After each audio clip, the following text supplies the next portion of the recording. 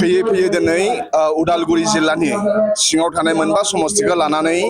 जि दिसपुर सोलौ जात्रा जि रेलि बे दिनै उदालगुरि जिल्लानि सिङाव बे हाबाफारिया सोलिगासिनो दं आरो बे हाबाफारियावनो गाहाय आलासि महरै बाहागो लाफैदों जा बिटिसिनि चिफ मानगोनां हाग्रामा महिलारि सार बिथां आं गिबियाव उदालगुरिनि रायजो राजा बिथांमोनखौ साबायखर बावग्रोनो लुबैदों मानोना थांनाय बिटिसि इलेक्सनाव मानगोनां हाग्रामा महिलारि सारखौ बिसास खालामनानै मोनबा समस्तिनि गेजेरावबो मोनबा समस्तियावबो बिपिएफनि बिजाथिफोरखौ देरहाहोदों बिनि थाखाय उदालगुरि जिल्लानि साफ्रोमबो रायजो राजा बिथांमोनखौ साबायखर थाबाय आरो जोङो फ्राय 4 माह बा 5 मासल' जादों बिपिएफ सरकार जानाया जेरैबादि खोथा होदों उदालगुरि जिल्लानो बा उदालगुरि रायजो राजानो बिथां हाग्रामा महिलारि सारा बेखौ मावफुंना होबाय बिटिसिनि मिनि सेक्रेटारियेटआ उदालगुरियाव बिपिएफ सरकार फैयोब्ला लुगोन होनदोंमोन थिग बिपिएफ सरकार फैनायनि उनाव क'क्राझाराव जिहेतु मेन सेक्रेटारियेट आरो मिनि सेक्रेटारियेटआ उदालगुरियाव आरो बेखौ मानगोनां जोंनि दैदेनगिरि बिथांमोना बेखेवनानै होलांबाय जेरैबादि खोथा होदोंमोन आरो जेरैबादि मोनबा गेरेन्टिखौबो मानव गेदेर हाग्रामा महिलारि सारा मावफुंबाय आरो जोंहा दा जाय मेट्रिकआव हायार सेकेन्डारियाव टप 10 जागोन बिथांमोननो 5 लाख रां अनसुंथाइ होनाय बे जागोन आरो एमआइएलआव टप मोननायफोरनो 3 लाख थाखा होगोन बेबो जोङो मावफुंगोन आरो उदालगुरि ओनसोलाव गोबां जौगानाय लामा दालां बानायनाय आरो माखासे अफिस लाबोनाय बे खामानिफोरा सोलिगासिनो दङ ओंखायनो आङो फिन खनसेबाव उदालगुरिनि रायजो राजा बिथांमोनखौ साबायखर बावदों बिटिसि इलेक्सनाव जेरैबायदि भट होनानै देरहाहोबाय एबारबो एमएलए इलेक्सनावबो बेबादिनो भट होनानै देरहाहोगोन उदालगुरिनिफ्राय बा बिटिसिनिफ्राय जोङो दिसपुराव जोंनि एमएलएफोरखौ राफोद दैथायहरनानै बिथांमोना मन्थ्रि लानानै जोंनि बड'लेण्ड ओनसोलाव बिटिसि ओनसोलाव गोबां जौगानायनि खामानि मावगोन बेखौ जोंहा मिजिंथिनाय थाबाय रायजो राजाखौ आं खावलायनाय थाबाय बे समावहाय नुनो मोनदों जिहेतु बिटिसिनि पार्क सिएम बिथां प्रमद बरुवा रायजो सभायाव इतिमध्य नमिनेसन होबाय मा बुंगोन बेनि सायाव बेस्ट उइसेस आंनि थाखाय गाहाम हामलायनाय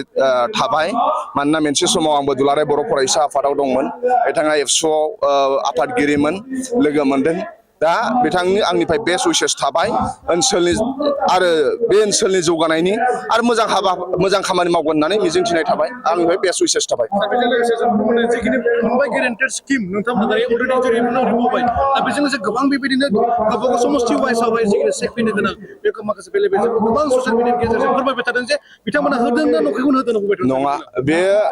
जोंहा युथफोरनो 100 कौटि होदोंमोन 100 कौटिनि गेजेराव फ्राय माने जायना नामा कारेक्ट गोजा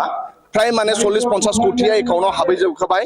आरो हाबगासिनो दङ मानोना सोरनाबा स्पेलिंआ मिस्टेक जादों बा सोरनाबा मा होनो एकाउन्ट नाम्बारा जाय बिथांमोना हरदों एप्लाइ खालामदों बिथांमोना एसे भुल जादों बेखौ कारेक्सन खालामनायनि गेजेरजों हरफिनगासिनो दं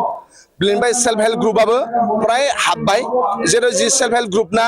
एकाउन्टआ एसे भुल जादों मानोना एकाउन्ट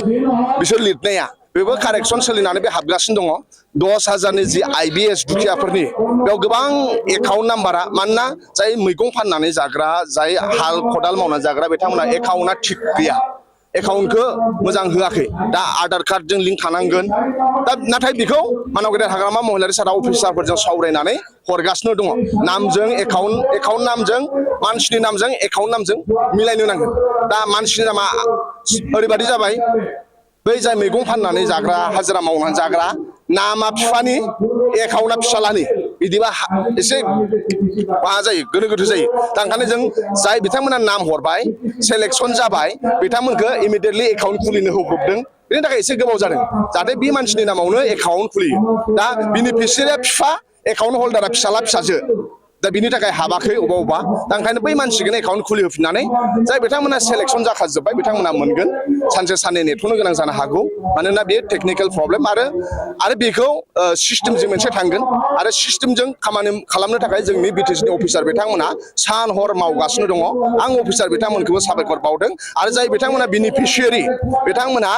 हय नामनि स्पेलिं भुल बा एकाउन्ट भुल बा बै एकाउन्ट हल्डारजों आरो बेनिफिसियारि नामजों मिलायलायाखै बिथांमोना थिग खालाम आरो सानसे बा साननै लेट जानो हागौ दै ज' हमनो नांगोन नाथाय मोनजोबगोन बे मानाव गेदेर हाग्रामा महिलारि सारा अफिसारफोरखौ बिथोन होखाजोब्बाय